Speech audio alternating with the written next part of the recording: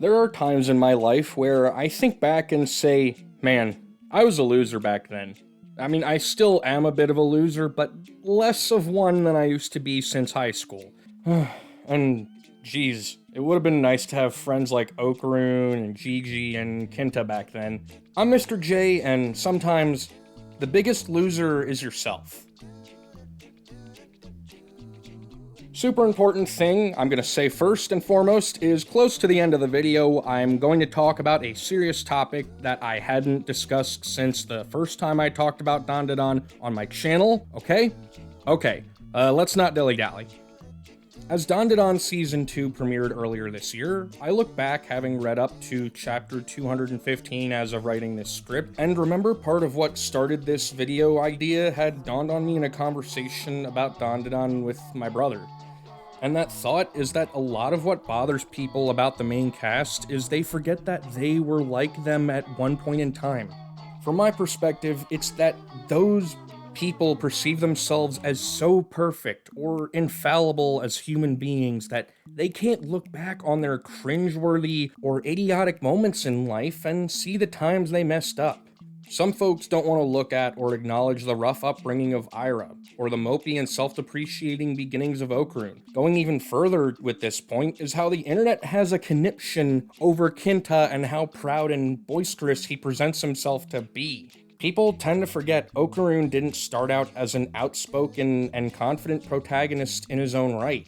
In the beginning, Okarun believed that he didn't deserve the company and respect of other people, and it took that chance encounter with Momo to start the wheels of change. As well, he made up scenarios in his head that Gigi was a bad guy who wanted to take away Momo until Okarun sat down, talked with, and had fun with Gigi until Okarun realized he was being a huge ass of a person. Ira deserves some of the flack she gets, but you can't fault her for everything. She didn't have a mother growing up. Putting generic societal roles in Japan into play, Ira didn't have a mother figure to learn from and mimic, someone to bounce ideas and moral issues off of, and considering Japanese culture, her father probably spends a lot of time at work, leaving Ira with zero influences to learn positive traits from. It took Ira herself coming face to face with her own lies to realize she wasn't being a good person.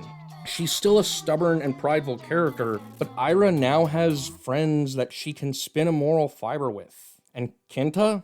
He's the opposite of Okarun. He puts on this pride-filled and egotistical face, trying to act cool and strong so he gains the attention of other people, when in reality, it's all a facade he built to mask his insecurities and fears. Kinta just wants friends. He wants people who will accept his hobby, his love of giant robots, and mecha without treating it like a childish and weird interest to have. I mean, eventually, we'll get an arc where Kinta has his moment to shine and grow as a person, but his moments right now are to reinforce that he's like everyone else, gradually working on and improving himself so he can accomplish what he desires. And yes, that's just the basic stuff, but it's why I love these goofy teenagers and their wacky, mostly relatable shenanigans.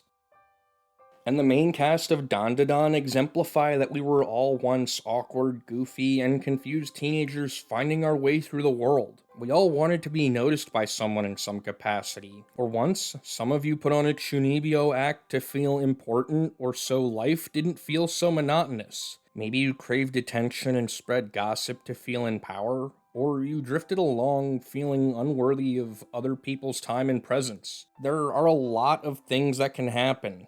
And those are all normal reactions and feelings to go through as teenagers. But it's when you push those embarrassing memories and feelings away, lock them up tight, and pretend they don't exist, that you become a bigger loser than you were in high school. There's a period of being mortified and scared, that time where you feel stupid or distraught with your past self over those moments in life, but that's temporary. You'll feel shame, sadness, regret, incompetence, and a whole other slew of emotions as well, but it's reminding yourself that everyone has those moments. And the only way to overcome that is to realize your source of shame, self-loathing, and embarrassment. I'll admit, I was a loser in high school myself. I used to be like Okarun at one point, pitying myself, believing I didn't deserve friendship or the presence of others. Then in time, I was like Kinta, putting on a lively, loud-mouthed attitude with an air of false confidence to mask my insecurities and desire to find friends. And finally, I became me, realizing that what made me happy was people liking me for me, and that if they didn't like the personality and attitude that I nestled into, well, tough shit. I realized most people in my school, in my classes, were using my habits and my autism as a means of having fun at my expense. That some folks only kept me around as a source of entertainment and amusement because their own lives sucked, or they were incredibly boring, or they didn't learn any sort of empathy and communication skills in order to get to know me better. And yeah, I was kind of the same way, so I can't judge. But that's always going to be the uphill battle that, again, DanDaDan also showcases. Everyone who interacted with Momo and Okarun didn't know them any better or understand their lives until they actively got caught up in all the phantasmagorical and paranormal shenanigans, or simply started socializing with them and their gradually expanding friend group. Your bully doesn't know your life. You don't know your classmates' lives, and nobody will understand your circumstances or world until you take the time and effort to stand up for yourself or branch out and make friends. It's tough, yeah, but that's the gritty nature of making friends. It takes time and effort to change, to grow, and to take the chance to make friends with other people. There's no real way around it. And from experience, coming-of-age Disney movies, some shown in anime, and a handful of media I forgot that has the main character or like secondary or so character being a loser present that the only way you don't be a loser is if you wait for your opportunity. But that's flawed because you have to put yourself out there whether you like it or not.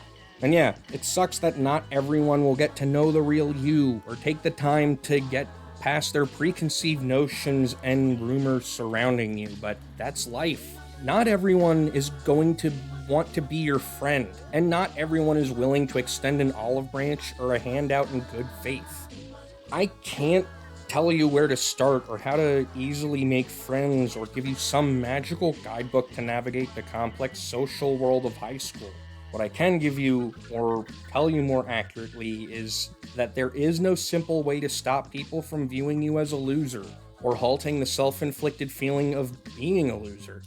You have to be the one who navigates and fights back against the lies, the rumors, the bullying, the neglect, the ostracization, and the social groups that fail to recognize you as a person. You have to look at yourself and laugh, and stand tall against the negative epithet shoved upon you. I can't fight those battles or navigate your life for you.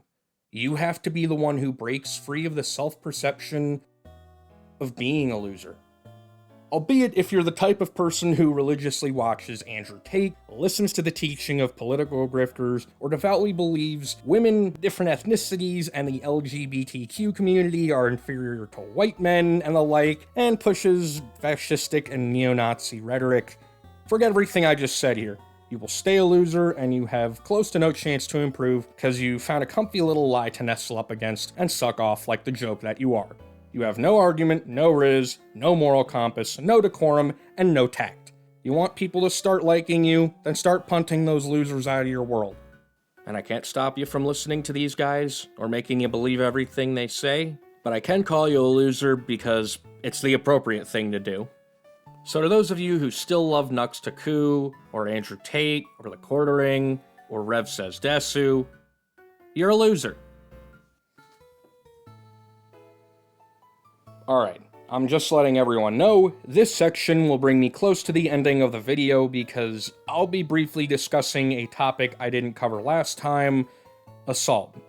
Look, this is a part of DanDaDan, like it or not, and I now feel a sense of obligation to, at the very least, discuss it as best I can. So if you want to skip forward because this topic makes you uncomfortable, or you're not here for that right now, please jump to the time designated on screen.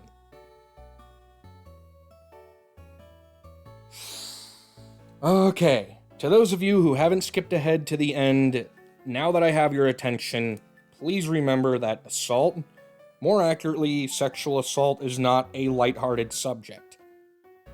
The broad problem when talking about it, I feel, is most people, like myself, haven't experienced it and can't give an accurate representation and should not try and attempt to give an accurate representation, because I feel where I am currently, I would accidentally romanticize the subject of assault.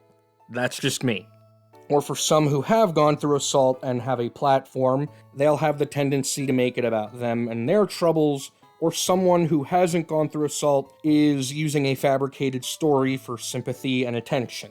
I can't say every type of person or list every type of assault because that's a Herculean task for one man to handle, and expecting me to have all the answers is me signing myself up for failure.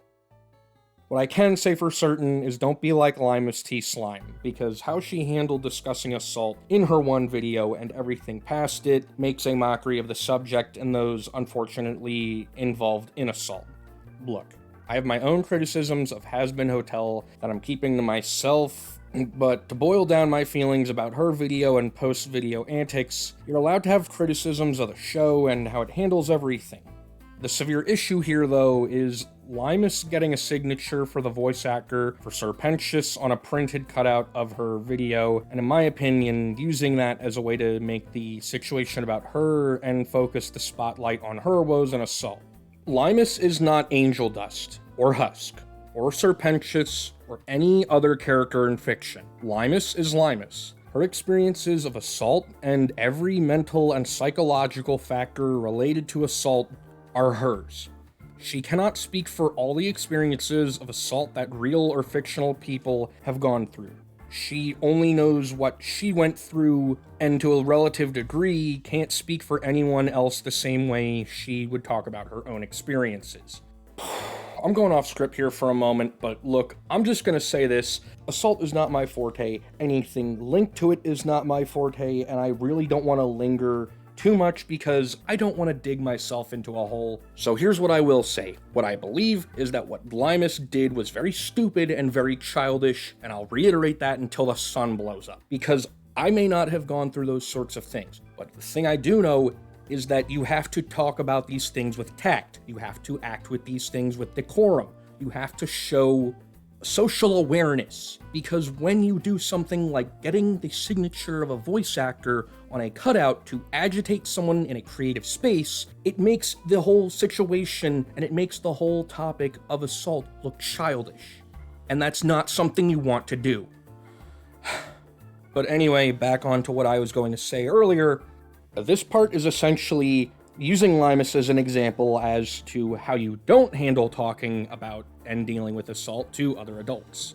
What you can do is understand that while your enjoyment isn't lost or tarnished when interacting or viewing media, your friend or friend's enjoyment might be lost or tarnished in that instance because their experiences in past make it hard for them to fully enjoy the media. Think of it like that one Berserk quote someone on Tumblr made about tastefully discussing heavy topics. You might be able to tell a friend that DanDaDan handles assault in a mature and tasteful way. Well, maybe not a tasteful, but a realistic way, but it's still assault. They didn't go through the same situation as Momo, but that lack of agency and respect for another woman is what might turn your friends away from watching. The best thing I can do is tell you to come to a compromise with them. Explain that the majority of the Serponians are meant to be unlikable antagonists, and the situation Momo was put into is supposed to be deeply uncomfortable so that the payoff of Momo tearing through all of them is much more satisfying.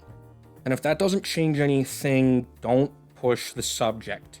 Trust me, it's not worth losing friends over something this petty. If they come around to watching DanDaDan, they come around on their own time. You can't force it. If you're still here, good news. Season 3 of DanDaDan has already been greenlit for next year, and what I can say to those of you who are anime only is if the pacing goes how I think it will, we're going to be introduced further to the mysterious alien girl in the kaiju suit, and we'll either have the entirety of the Space Globalists arc and the Onbusuman arc, or the first part of the Space Globalists arc. The next one is a very big doozy of an arc, so I might be wrong, I might be right, I don't know until it comes out. Either way, I'm excited. Howdy, post-editing me here real quick. Heads up with Kinta, when you see him talking in the anime, if you're anime only, part of what he does is he's supposed to tell dirty jokes, but for whatever reason, in translation, he talks dirty instead of telling dirty jokes. And the whole reason Kinta is telling dirty jokes in the first place is because he misunderstands Momo and Okarun talking about Okarun's left nut. He literally thinks that this is some kind of way to get women to like him, when in reality, no it isn't. If you're here to complain about the fan service, well, you're too late. Why? Well, my fan service counter is already at -1. Unless your expectations of fan service was the great Kinta mech and the giant robot fight, I don't know what you expected me to say. I'm Mr. J, and I love giant robots.